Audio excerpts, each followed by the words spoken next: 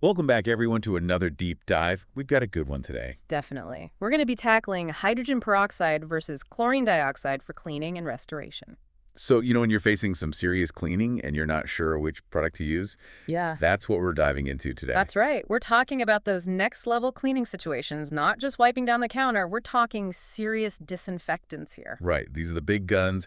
And to kick things off, let's start with one you might actually recognize from your own home, hydrogen peroxide.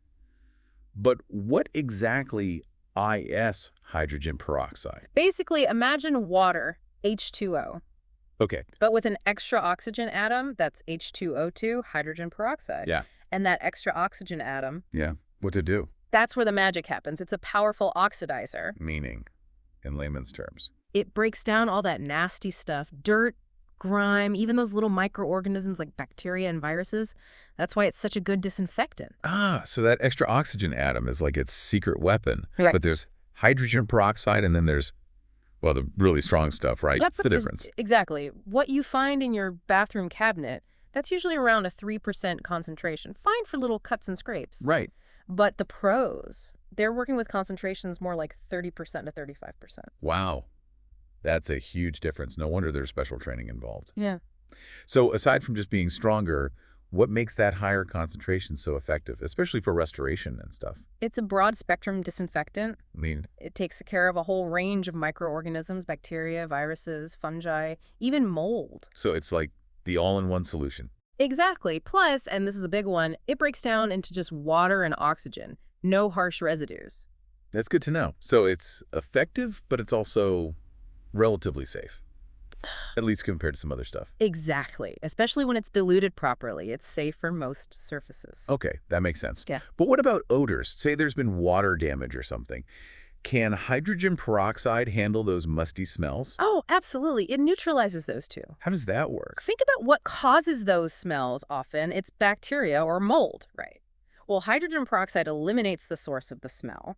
A&D breaks down the odor molecules themselves. So it's a twofer. It's like the superhero of cleaning products. I like that. And you know what else is great about hydrogen peroxide? Think about a situation like, oh, I don't know, a leaky pipe in your basement. Uh-oh, that doesn't sound good. Not good at all. But you've got water damage, maybe some mold starting to grow. Hydrogen peroxide can tackle that.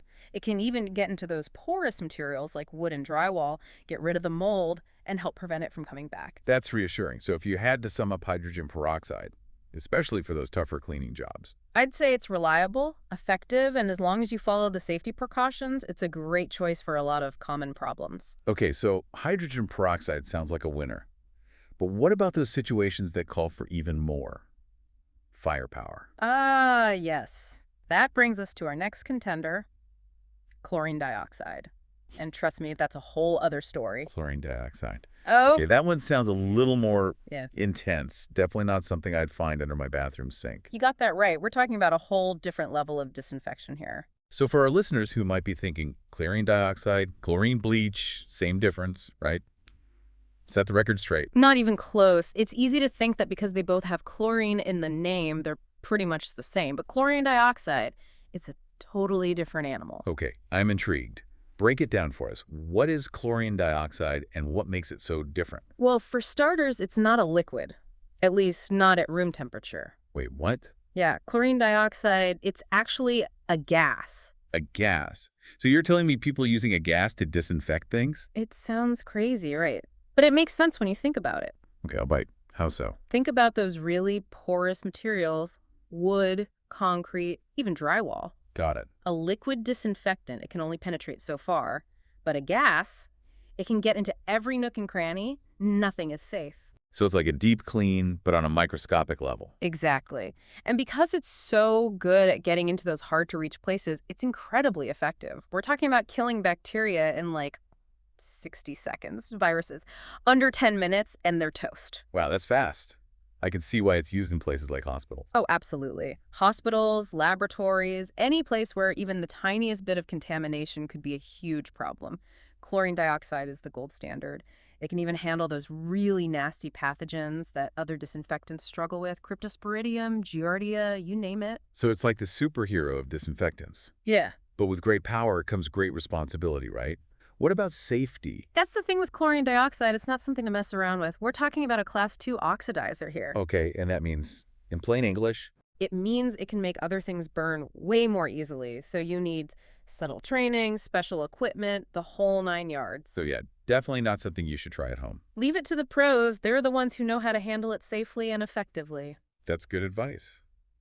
So we've talked about hydrogen peroxide, we've talked about chlorine dioxide, both incredibly effective in their own right, but how do you choose which one is right for the job? That's the million-dollar question. And the answer really depends on the situation. But luckily, we've got a whole nother segment to break it all down. All right, so we've covered a lot of ground here. Hydrogen peroxide, chlorine dioxide, both really powerful disinfectants, but in different ways. So for our listener who wrote in, how do they know which one is the right choice for their situation? Well, the good news is we've given them a lot to think about. But you're right. It's about choosing the right tool for the job. Exactly. So let's do a little recap, shall we? What are the biggest pros of each one? Let's see. For hydrogen peroxide, I'd say its versatility is a major plus. How so? Well, it's effective against a wide range of microorganisms. It's available in different strengths, and it breaks down into, well, basically just water and oxygen. So pretty safe overall. Right. As long as you're using it correctly, of course. Of course. Okay, so what about chlorine dioxide? What makes it stand out? Speed. That's where chlorine dioxide really shines.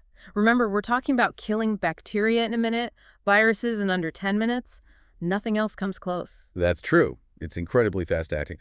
But, as we've discussed, that speed comes with, well, a bit more risk. Definitely. Chlorine dioxide is not something to be taken lightly. It's powerful stuff, and it needs to be treated with respect. Absolutely. So, when it comes to safety, what's the bottom line?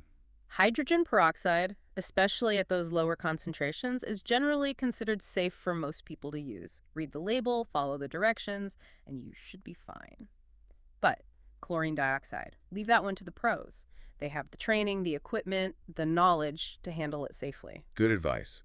So, big picture, when would you reach for the hydrogen peroxide, and when would you call in the experts for chlorine dioxide? Hydrogen peroxide. Think of it as your go-to for everyday cleaning and disinfecting. Small spills, wiping down surfaces, that kind of thing. Basic hygiene and sanitation. Exactly. But then you've got those bigger issues, mold remediation after a flood, serious contamination in a hospital setting. That's chlorine dioxide territory. Right, the big guns. Well, this has been incredibly informative and hopefully empowering for our listeners. Knowledge is power, after all. I couldn't agree more. And it's like anything else, the more you know, the better equipped you are to make good decisions. So true. Well, on that note, we've reached the end of another deep dive. We hope you've enjoyed learning about these two powerful disinfectants as much as we have. Until next time, stay curious.